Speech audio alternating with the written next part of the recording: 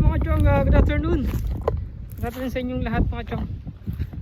Alright, time check 3 p.m. Alas 3 ng hapon mga chong. Sobrang init. Nasa tapat-tapat tayo ng sobrang init. So mga chong, kaya nandito ako sa ibang lugar, no? Sa ibang pwesto ng aking pagbibisingan.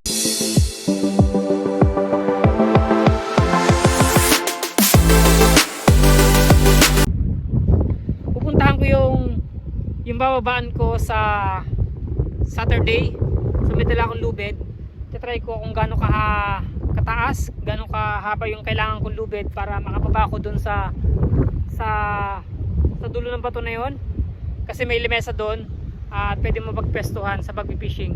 So kapag nakita natin yung location natin, yung spot natin, at maganda yung pagbaba natin,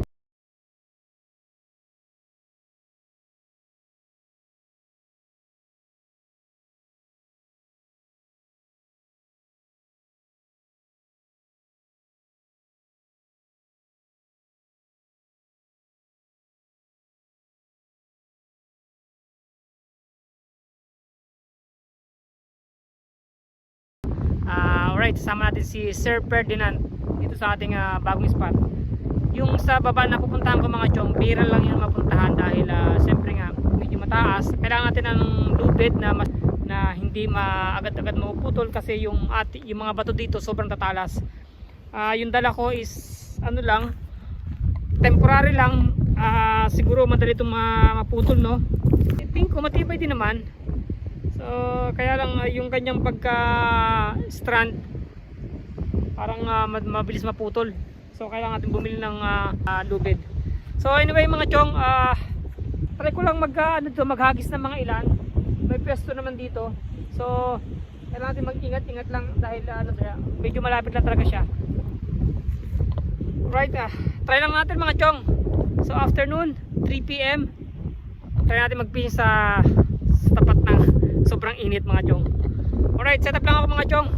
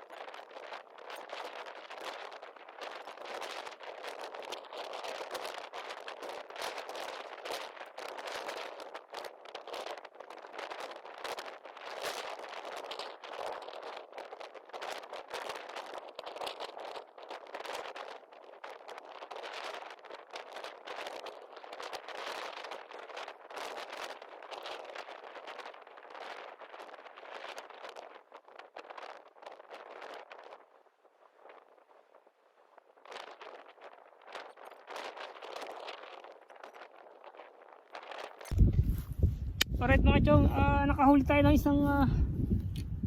isdang ganito. Hindi ko alam ang tawag dito. Ito yung ganito yung nahuli ko nung nakaraan nakaraan linggo dun sa aking spot mga chong. Parang ano to, snapper o grouper. Part ng grouper nga pala to mga chong. So yan, release natin. Nadali oh, ayos. Okay. Medyo delikado itong spot ko dito. May upuan siya, kaya lang yung tatayuan mo parang madulas. So gumamit ako ng tali mga chong. Alright, meron siyang ano, black, yellow, black, orange. Grouper, part ng grouper mga chong. Isang klase ng grouper. Hindi ko alam ang tawag dito. Comment na lang kung anong tawag dito mga chong. Right. Yan mga chong.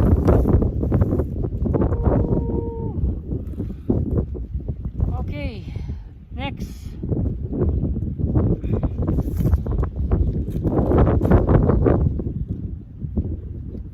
Parang maliit mga isda dito ah. Medyo ito yung ito pwede kayong umupo dito kaya lang may lupa sila medyo pababa. So nakakailan baka madulas tayo mga chong.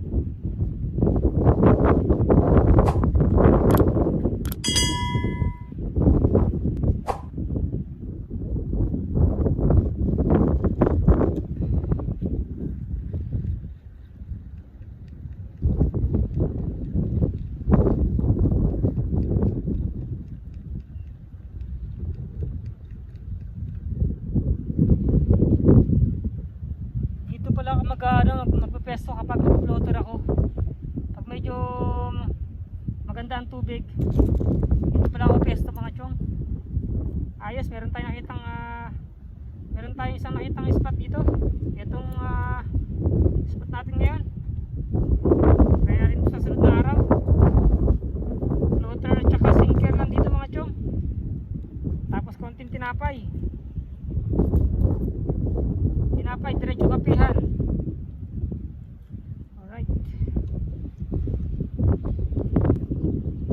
Nagka-bull na. Alright mga chong, tapos na ating session. Ubusan tayo ng dalawang sinker doon. So nag-stop na ako. Medyo baka hindi maano ngayon, masibad no dahil sobrang init. So ito mga chong, papakita ko yung posibleng babaan namin. At kapag maganda yung tali, makakababa tayo dito. May konting taasan pero dito madalas yung mga Chinese nagpipishing mga chong sa area na to. Kaya makita nyo naman yung mga gamit-gamit nila dyan na iwan na. So alright, dito tayo.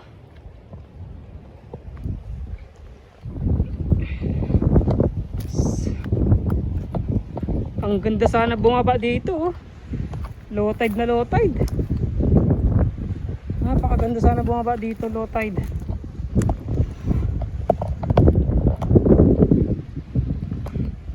Kaya lang wala pa tayong gamit. Mapapakita ko lang mga chong. Okay. So kanina mga chong, doon ako nang galing. Doon sa bato na yon. So doon ako nang galing kanina no. At lumakad ako dyan sa gilid ng cliff na to. So ito yung area ng mga Chinese kung saan sila dito nagpipishing palagi. Kaya ang dami ditong mga gamit nilang nasira no. Ito yung mga chong yung gusto kong babaan. Itong lemesa na to. So bababa kami dyan sa area na yan, yung bato na yan. And then yung lamesa, yung kulay brown makikita nyo, dun kami pwedeng pumatong kapag ganitong low tide. So maganda mag-casting dito sa area na to. Wala masyadong nagpipishing dyan.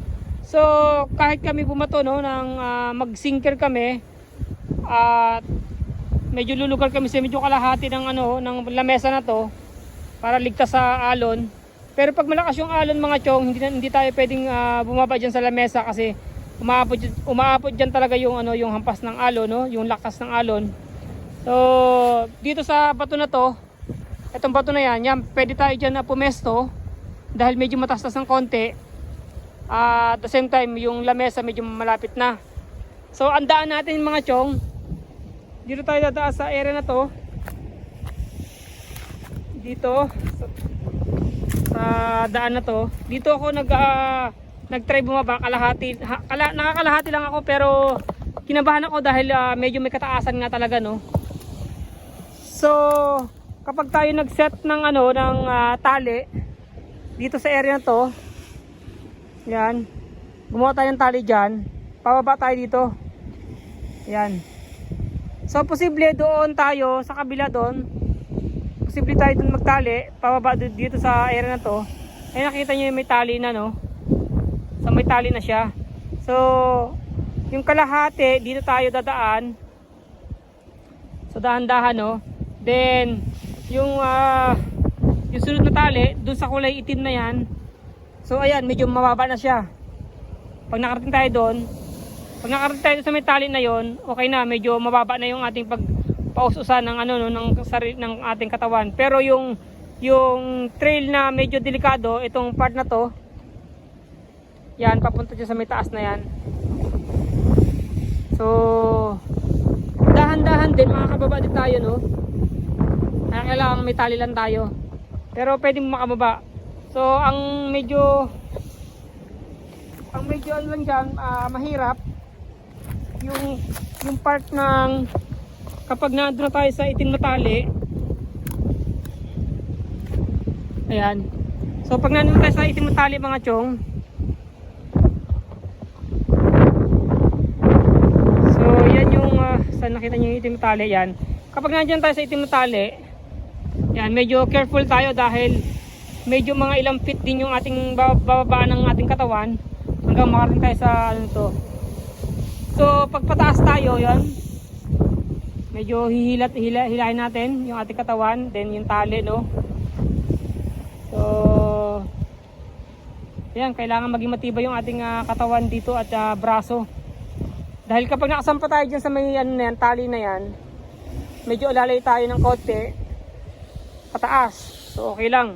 Yung after ng ano na yan, yung bato na yan na may pailalim, dun tayo mahirapan at bubuhatin talaga natin ating katawan. So pag tayo na andyan ng mga chong, maganda yung ating pagpipestuhan. Medyo mababa na yung ano na yun, no? yung bato na yan doon sa cliff. So pag nagagis tayo ng sinker, ayos na malayo, at medyo mablo na doon, wala masyadong ano na pagsasabitan ng mga bato-bato.